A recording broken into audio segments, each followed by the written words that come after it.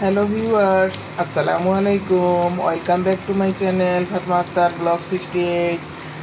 আশা করছি আপনারা সকলে আল্লাহর রহমতে ভালো আছেন, আমিও ভালো আছি।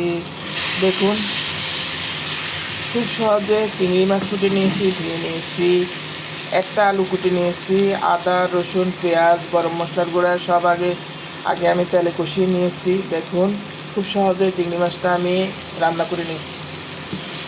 ছেড়ে দিয়েছি মশলার ভিতরে, কষানো মশলাতে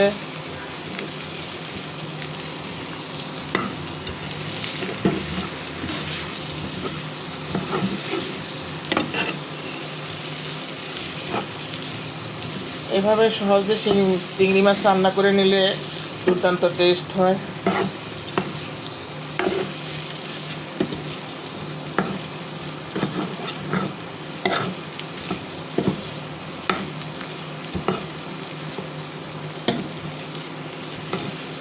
মশলা থেকে দারুণ সুঘ্রাণ বের হয়েছে। এখানে আমি হলুদের গুঁড়া, মরিচের গুঁড়া, গরম মশলার গুঁড়া, আদা রসুন পেস্ট সব কিছু দিয়েছি।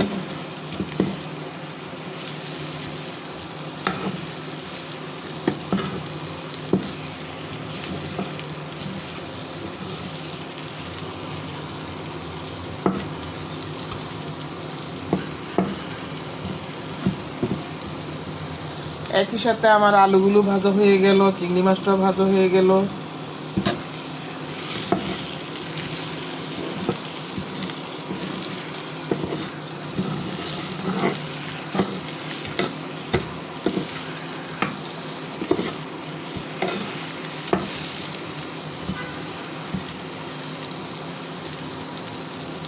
এ পর্যায়ে পানি ঢেলে দিব।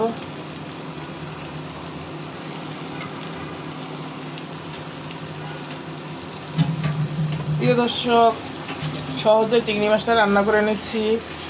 এ পর্যন্ত যারা আমার সাথে জড়িত আছেন আমার রেসিপিতে, আশা করবো একটা অবশ্যই লাইক করবেন, কমেন্ট করবেন, নতুন হলে সাবস্ক্রাইব করে নেবেন।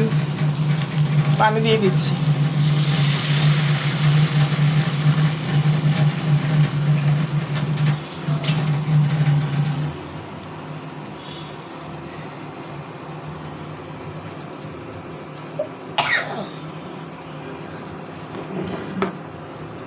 নাড়াচাড়া করে দিব।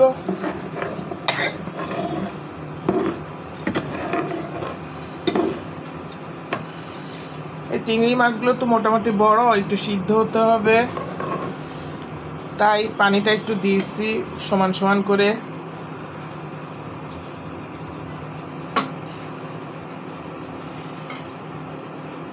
প্রিয় দর্শক, আমি এখন মাছগুলো ঢেকে দিব। ফিরে আসছি 10 থেকে 15 মিনিট পর।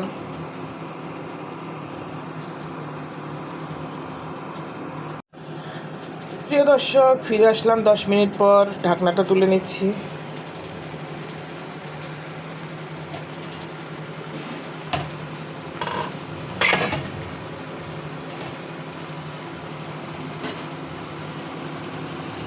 দেখুন কালারটা কি সুন্দর হয়েছে।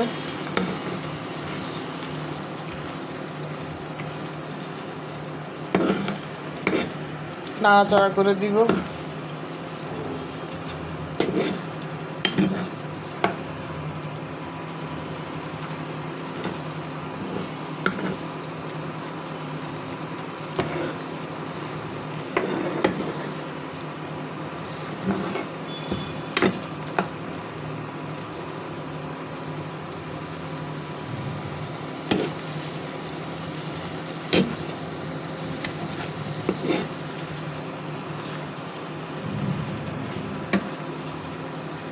দেখুন, শুধুমাত্র একটা আলু দিয়ে মজার চিংড়ি রেসিপি করে ফেললাম।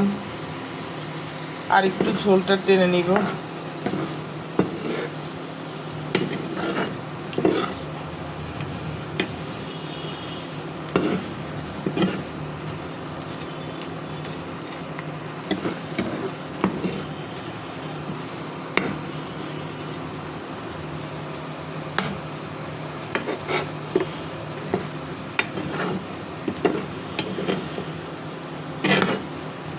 এভাবে সহজে প্রথমে গরম মশলার গুঁড়া, আদা রসুন হলুদ মরিচ তেলে কষিয়ে নিয়ে মাছ ও আলু একসাথে ছেড়ে দিলে এটা একই সাথে কষানো হয়ে যায় আর রান্নাটা খুব টেস্ট হয়। প্রিয় দর্শক, ঝোলটা একটু দেখে নিলাম, অনেক টেস্ট হয়েছে। আমার রেসিপিটা হয়ে আসছে প্রিয় দর্শক, দেখুন মাছটা শুকনো শুকনো করে নিয়েছি, আলুটাও শুকনো শুকনো হয়েছে, তেলটা উপরে ভেসে আসছে।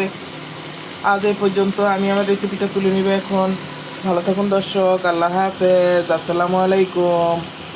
দেখা হবে পরবর্তী রেসিপিতে। আপনাদের সকলের জন্য রইল অসংখ্য শুভেচ্ছা ও ভালোবাসা, দোয়া। আল্লাহ হাফেজ, আসসালামু আলাইকুম।